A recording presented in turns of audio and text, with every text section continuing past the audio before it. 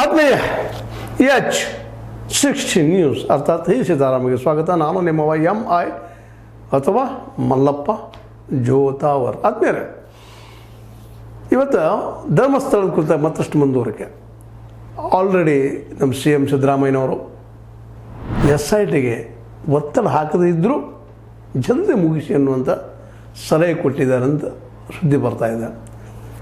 SIT ಕೂಡ ಅಷ್ಟೇ ಉತ್ಸುಕದಿಂದ ಕಾತರದಿಂದ ಹೊಸದಾಗಿ ಡೆವಲಪ್ಮೆಂಟ್ ಆಗ್ತದೆ. ವಿಠ್ಠಲ್ ಗೌಡ್ರು ಏನು ಬಂದು ಹೊಸ ಬುರುಡೆಗಳನ್ನು, ಡೋಗಿಗಳನ್ನು, ಅಸ್ಥಿಪಂಜರಗಳನ್ನು ಅದು ಬಂಗ್ಲೆ ಗುಡ್ಡದ ಹುಡುಕಿ ಕೊಟ್ಟ ಮೇಲೆ ತಂತು 8 ಅಸ್ಥಿಪಂಜರಗಳು, ಮೊದಲಿನ ಒಂದು 2-3 ಪಂಜರಗಳು ಮತ್ತೆ ಈಗ ಸಿಗ್ತಾ ಇದ್ದಾವೆ ಅಂತ ಹೇಳುವಂಥ ಊಹಾಪೋಹಗಳು ಇವೆಲ್ಲವುಗಳಿಂದ ಉತ್ಸಾಹಿತರಾದಂಥ SIT ಅವರು ಇನ್ನಷ್ಟು ಜೋರಾಗಿ ಈ ಎಲ್ಲ ಸಂಬಂಧಿಸಿದ ವ್ಯಕ್ತಿಗಳು ಕರೆಸಿ ಮಾತಾಡಲಿಕ್ಕೆ ಶುರು ಮಾಡಿಬಿಟ್ಟಿದ್ದಾರೆ.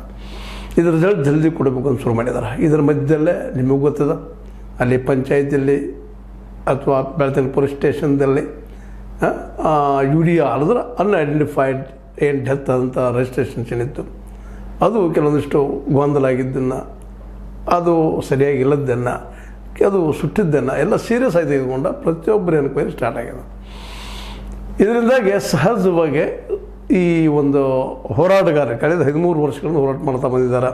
ನಮ್ಮ ಮಹೇಶ್ ಶೆಟ್ಟಿ ತಿಪರೋಡಿ ಅವರು, ಮಟ್ಟಣ್ಣವರು ಆಗಿರ್ಬೋದು, ವಿಠ್ಠಲ್ ಗೌಡ್ರಾಗಿರ್ಬೋದು, ಈ ಒಂದು ಸಂಘಟನೆದ ಅವರೆಲ್ಲ ಹೋರಾಟ ಮಾಡ್ತಾ ಬಂದಿದ್ದಾರೆ. ಅವ್ರಿಗೊಂದು ಮತ್ತೆ ಎಲ್ಲದ ಉತ್ಸಾಹ ಬಂದಂಗಾಗಿದೆ. ಯಾಕಂದ್ರೆ ಇಡೀ ಎಲ್ಲ ಟರ್ನಿಂಗ್ ಪಾಯಿಂಟ್ ಮೇನಪ್ಪ ಅಂತಂದ್ರೆ ಮುಸುಕುದಾರಿ ಚೆನ್ನೈನೇನು ಎಂಟ್ರಿ ಆಗ್ತದೆ, ಇದಕ್ಕೆ ಹೊಸ ತಿರುವು ಶುರು ಆಗಿಬಿಟ್ಟಿತು.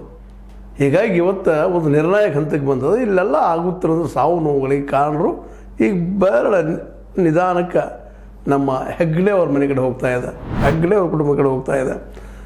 ಇದು ಎಷ್ಟೋ ತಪ್ಪಿಸೋ ಪ್ರಯತ್ನ ಮಾಡಿದ್ರು ಸಹಿತ ರೈಟ್ ವಿಂಗ್